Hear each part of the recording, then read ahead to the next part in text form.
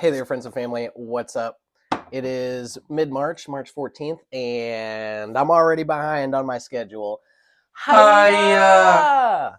But that's okay. I've been finishing up some other projects and just realizing just a couple extra steps that have to happen. So, in filling out the building permit process, I realized I need to have an energy audit thing, which I'm actually pretty excited to get done and see what they think as they're modeling the installation values of my house and everything, what they think.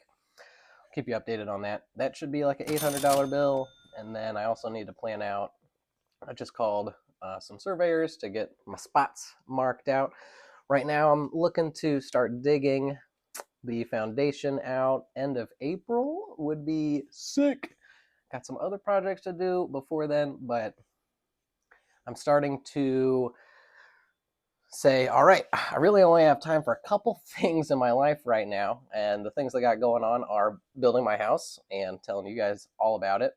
Anything to do with our straw bale business, straw bale panel building business that we started, Building Integrity LLC. Whoa! Which is primarily the method that I'll be using for this house, hence the straw bale panels. And I have my Note to Handyman business, which the flexibility in me working for myself, for other people doing handyman stuff, has always been a vital part of just the availability that I have.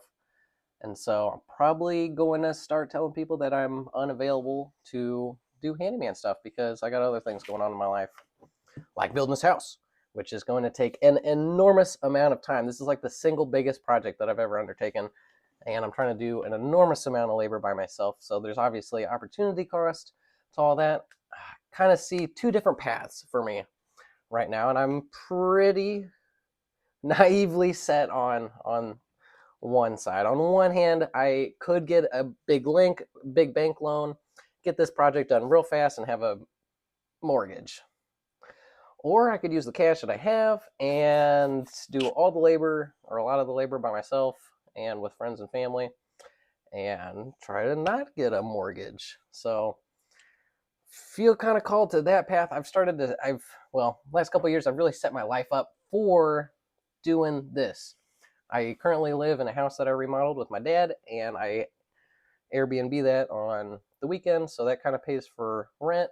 Currently, I have an Airbnb guest at my house right now, hence why I'm in my parents' basement. And I've thought about like hosting some work traders that are interested in natural building. I'd give them, housing and food to help me out. So we'll cross that bridge when we get there. Although I could make an account and kind of send that request out now.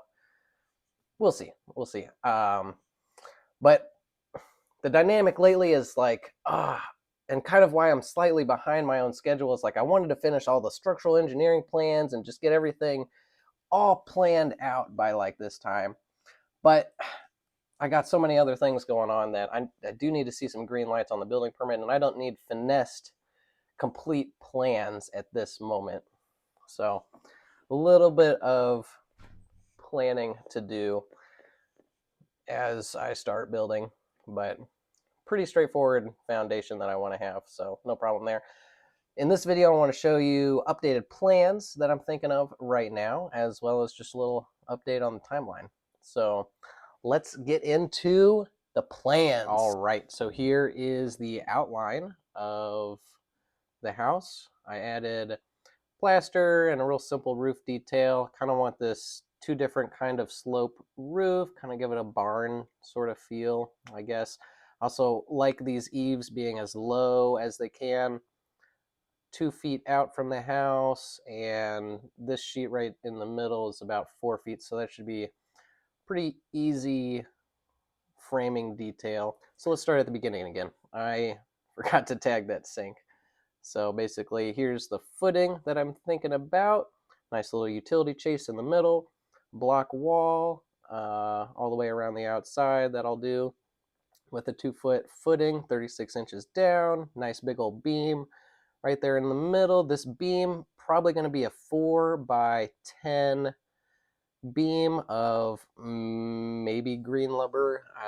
My structural engineer really wants me to cut some trees down and use some big old live edge beams. So we'll see about that. We've got our floor box with that sink on top. So this floor box is made out of straw bale panels. The wall panels are 10 feet tall, just like in the last video. I've got some main level framing. This little brown shelf right here is not only the electrical utility chase, but also a place to sign. And I really want to etch anybody that helps out on my house, burn their name or whatever they want, some initials or whatever, into this. So if you either physically support me or financially support me in this endeavor, you get your name permanently engraved in my house. Hell yeah.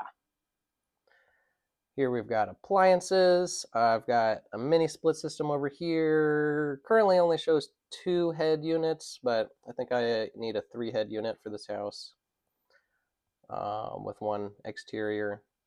Here's kind of a top-down view, and there's that sink right there. So kind of nothing too crazy new here. We've got the loft upstairs, and then so kind of the latest thing that I've added is some gable end panels. These will be stuffed with straw and be these really awkward triangle shapes, kind of asymmetric looking, just because I want to structurally stack all of the loads so that the load of the roof panel beam goes all the way to the foundation. Got some roof panels right here, which will be kind of made out of I-beams. A lot of what I'm doing on this project is heavily based off of what we're doing with Building Integrity LLC, and we're getting consulted by New Frameworks and the Seed Network. This is an organization of straw bale panel fabricators. Really has been a pleasure working with New Frameworks and the other team members or other companies involved in that. So hoping this can be a really cool example house of what our company, Building Integrity LLC, can do. Mainly floor panels, wall panels, gable end panels, and roof panels. So that's the house right there. There's what it'll look like after we're done.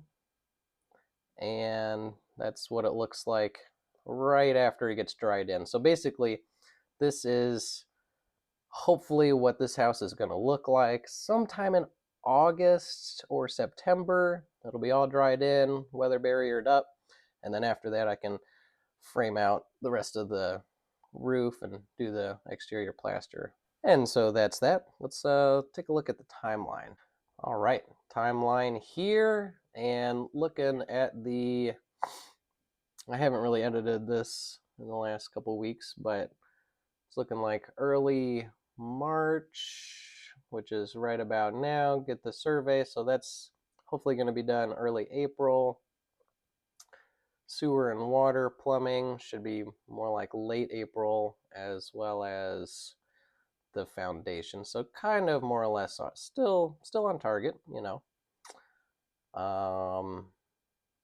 Yeah, really hoping that May, June, and July I can be fabricating these panels, and then July and August get her all dried in. So hopefully still on target for that, and really just excited to get all dried in, because then it'll be a little bit more of a chill time finishing it out with all the interior stuff and utilities and all that. So more or less looking on target. Yep.